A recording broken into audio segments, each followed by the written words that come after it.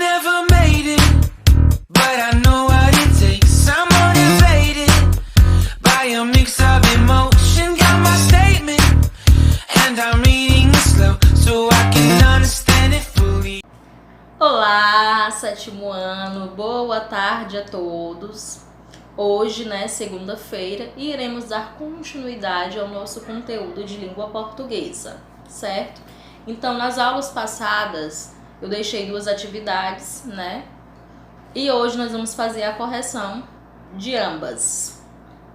A prática linguística, que começa na página 190, tem alguns textos, Dois textos.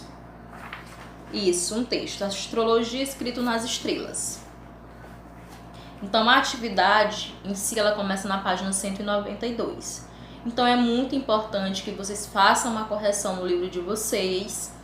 E, se rolar alguma dúvida em alguma questão, podem me procurar, certo? Então, vamos lá. A primeira questão, na página 192. O texto Astrologia, escrito nas estrelas, é um exemplo de artigo de divulgação científica. Aponte 3 características que permitem essa classificação. Então, dentro desse capítulo 5, nós temos o gênero textual, que na verdade eles são 2. Eles buscam informar o leitor. Um é o texto expositivo em livro didático, que vocês já sabem que, além de informar, ele busca também, com clareza, uma linguagem clara, através de imagens, gráficos, mesmo informar o leitor sobre determinado assunto. E o artigo de divulgação científica, esse artigo também é um texto. Ele também busca, através de uma linguagem clara, só que por trás dessa linguagem existem estudos científicos, onde os cientistas eles buscam, estudarem a respeito para poder passar aquela informação exata, certo? Então, os dois buscam informar. Mas esse aqui, como ele é um artigo de divulgação científica, você teria que citar 3 características. É obrigatório estar igual? Não. Mas se, além dessas 3, vocês conseguiram outra característica também sobre o artigo de divulgação científica, beleza? Vamos lá. Ele é predominantemente expositivo. O que é um texto expositivo? Ele busca expor o assunto, o conteúdo para os leitores. Então, primeiro, ele é expositivo. 2, tem a intenção comunicativa de informar. Então, essa característica, ela também... galinho! As duas também, tanto o artigo de divulgação científica como o texto expositivo em livro didático, eles buscam informar as pessoas sobre determinado assunto, conteúdo. E apresentam uma linguagem acessível. Vocês sabem que a produção, que foi feita semana passada, ela fala a respeito sobre... Eita, mas hoje ele quer ir pra panela. Fala a respeito do sujeito e predicado, certo? Então, vocês teriam, que utilizar o texto expositivo em livro didático para poder explicar com uma linguagem acessível a pessoas da idade de vocês que estão estudando como vocês o conteúdo, para que fique claro, sobre o que é o sujeito, quem é o sujeito dentro da oração. Então, quando se fala em uma linguagem acessível, os cientistas eles não podem fazer os estudos e aqueles nomes mirabolantes da ciência e passar para uma pessoa que não tem a mesma formação que eles. Então, eles buscam, mesmo aquela linguagem, mas eles buscam elaborar uma linguagem acessível ao público. Porque não é todo o público que também tem as mesmas graduações, os mesmos estudos que eles. A mesma coisa acontece com o livro didático. O livro didático, cada série, cada ano, cada faixa etária, de idade, ela vai ter um livro acessível à sua faixa etária. Então, uma criança de 7 anos, ela não pode ter uma linguagem de um livro da idade de vocês. Por quê? Porque eles iriam até tentar ler, mas eles não iriam compreender. Então a linguagem ela tem que ser acessível. Em ambos também o gênero textual nosso, desse capítulo 5. 2. Qual é o sentido da expressão desde que o mundo é mundo, utilizada no primeiro parágrafo? A expressão significa desde sempre. Desde que o mundo é mundo, quem já utilizou essa expressão sabe, né? Desde sempre, desde que começou a existência que algo acontece. A terceira, nós temos aí o primeiro parágrafo do texto. Vocês já leram, né? Vou logo para a correção. Qual é a função desse comentário? Explicar o que é arqueastronomia. Souberam aí o que é? Então vamos em frente. 4. Enquanto outras permanecem aparentemente paradas ali o tempo todo, segundo parágrafo, considerando-se o contexto, a palavra grifada substitui qual expressão? Ali, na abóbada celeste. Então, esse ali significa na abóbada celeste. Quem colocou essa opção, né, essa resposta está correto. Quinta, eu já vou para a alternativa, e isso se tornou ainda mais importante com o avanço da agricultura, dentro do terceiro parágrafo. O pronome grifado refere-se corretamente no texto à possibilidade de. Nós temos as alternativas de A e E, e a correta é a letra C. Sexta questão, vocês iriam, né, considerando as informações apresentadas neste artigo de divulgação científica, assinale V para as afirmações verdadeiras ou F para as afirmações falsas. Eu já vou dizendo logo a alternativa para não ficar muito extenso, né, nossa correção. Letra A, falsa. Letra B, falsa. Letra C, verdadeira. Letra D, falsa. Letra E, verdadeira. Letra F, verdadeira. Letra G, verdadeira. E por último, letra H, também verdadeira, certo? Então, faça uma correção no livro de vocês que é muito importante. Releia a frase. De uma coisa pouca gente duvida. Conhecimentos básicos sobre o movimento dos astros no céu são patrimônio da humanidade desde que o mundo é mundo, dentro do primeiro parágrafo. Como se classifica o termo pouca? Deu para identificar? Pouca é um pronome indefinido. Por quê? Porque você não consegue definir quantas, né? É pouca, mas não consegue definir a sua quantidade. Então, pronome indefinido. Letra B. Reescreva esse trecho substituindo o termo pouca gente por poucas pessoas. Então, você iria fazer, né? Fazendo a troca de pouca gente por poucas pessoas. De uma coisa, poucas pessoas duvidam. Conhecimentos básicos sobre o movimento dos astros no céu são patrimônio da humanidade desde que o mundo é mundo. Letra C. Qual é o sujeito do verbo ser destacado?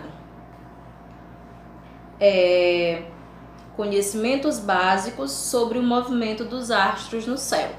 Então, como é a regra para se saber quem é o sujeito, quem é o predicado? Procura identificar de cara o verbo. Então, esse verbo ele vai estar relacionado à pessoa, né? A pessoa ou o objeto que pratica a ação verbal. Então, fica bem mais fácil de vocês encontrarem, né, esse sujeito. A atividade que foi depois foi o nosso segundo momento, vários Brasis dentro do Brasil, na página 200. Vamos lá. A primeira questão. O texto expositivo produzido para os livros didáticos deve ser organizado em torno de um tema principal, ao qual se ligam temas secundários. A articulação entre esses temas deve ser feita de maneira clara e didática a fim de se alcançar o objetivo principal do texto. É como se eu tivesse o tema principal, tema, né, mais interessante, mais importante, e dentro, né, desse texto tivesse umas ramificações, temas secundários, que dariam, né, raízes ao tema principal, mas o tema principal vai ter que ser, vamos dizer assim, ele vai ter que ser captado pelo leitor. Letra A. Qual é o tema principal do texto? Então, da leitura que você fez, que nós fizemos, qual é o tema principal? Letra A. A grande diversidade natural e social existente no Brasil. Então, ele busca, né? Ele fala de vários Brasis, mas ele fala o tema principal é a respeito da diversidade, das diferenças. Letra B. Indique alguns temas secundários abordados pelo autor. Então, você já sabe qual é o tema centro, que é falar sobre as diferenças, sobre as diversidades dentro do Brasil, até porque pela sua extensão territorial. Temas secundários. Letra B. Diversidade climática foi um dos temas abordados, e de vegetação, desigualdade social entre as regiões, migração entre regiões, analfabetismo. Se eu não falei algum que vocês falaram, mas dentro do texto nós temos outros. Esses aqui são alguns abordados, né? Uma sugestão de resposta. Letra C. Qual é o objetivo? Qual é o objetivo principal do texto expositivo e livro didático? Vocês acabaram de falar sobre o científico e agora vão falar sobre o didático. E aí? Expor e explicar didaticamente um tema ao aluno. Então, o aluno ele vai ser um captador de informações. O texto expositivo e livro didático, ele busca informar aquele leitor sobre um determinado assunto, tema, certo? E segunda questão. O que sugere a palavra Brasis no título do texto? Lembram que ele está até entre aspas, né?